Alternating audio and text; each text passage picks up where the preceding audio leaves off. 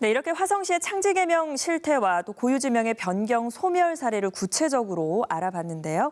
네, 관련해서 박희분 기자와 더 자세한 이야기 나눠보도록 하겠습니다. 박 기자, 앞서서 화성시의 사례를 살펴보니까요. 화성시뿐만 아니라 다른 지역에서도 이렇게 창지 개명이 된 지역명이 참 많겠구나 하는 생각이 듭니다. 어떻습니까? 그렇습니다. 당시 경기 지역에서 정말 많은 마을들이 일제강점기 당시 이 창지 개명을 피해가지 못했습니다. 일부 사례를 살펴보겠습니다.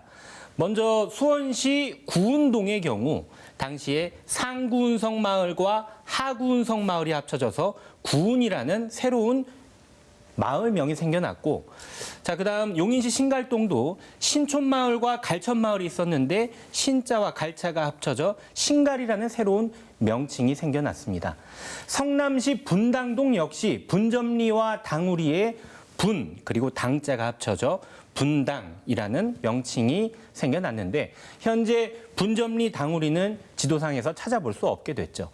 그리고 지금 화면에 보이는 이 지도는 1914년 당시 일제가 경기도의 군현을 통폐합한 모습입니다. 순 한글 지명도 한자 지명으로 바꾸고 일부 지명은 일본인들이 사용하기 편리한 일본식 지명으로 변경됐는데요.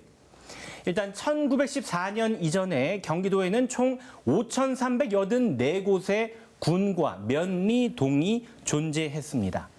하지만 통폐합과 창지 개명이 이루어지면서 무려 2,300여 곳이 줄어들어 3,010곳만 남게 됐습니다. 얼마나 많은 고유 지명이 그 당시에 소멸됐는지 자료를 통해 알 수 있습니다. 네, 그렇네요. 사실 내가 살고 있는 지역명이 창지 개명을 통해서 바뀌었다라는 사실을 알고 있는 도민들은 많지가 않을 것 같습니다. 저조차도 그랬고요.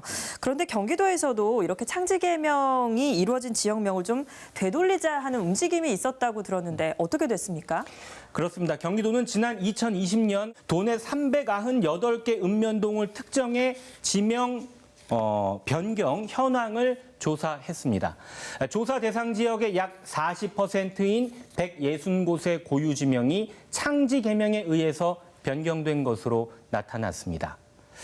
자, 그리고 당시 경기도가 낸 보도 자료도 있습니다. 한번 보실까요? 경기도는 이런 결과를 바탕으로 일본의 창지 개명 경기도가 바로 잡아가겠습니다. 이런 제목의 보도 자료를 2020년 1월 16일 당시에 배포했습니다.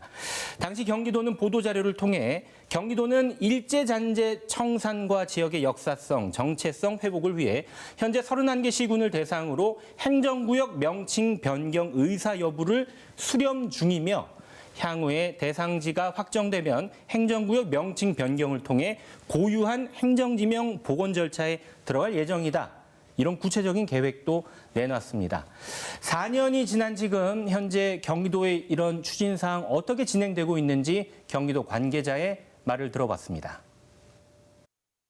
계획 결재를 받고 31개 시군에 공문 발송을 했고 2월 말일 정도까지 회신을 받은 것 같아요. 그 이후 개별 문서에 우리는 어떻게 하겠다라는 내용까지 제가 확인할 수는 없고 일부에서는 관련 행정동에도 이제 한번 의견 수렴을 했는데 의견이 없음으로 회신 온 데도 있고 조금 더 추가적으로 의견을 들어보겠음. 그러니까 한두 개 문서가 제가 볼 수 있는 것들은 그런 회신들이 좀 일부 있더라고요. 그 코로나 시기여가지고 관련 시군에서 좀 여기에 집중할 여력이 조금 없었던 것 같다.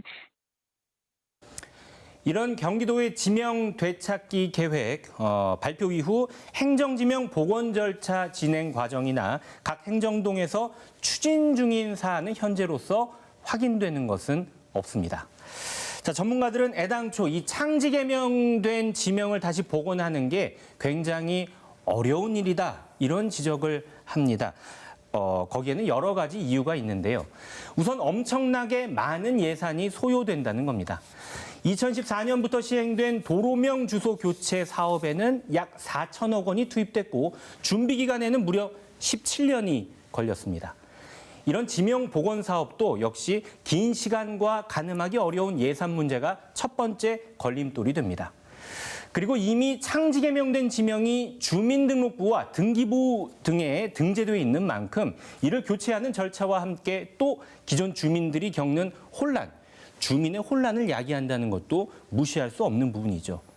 그리고 복잡한 절차가 가장 큰 문제 중 또 하나입니다.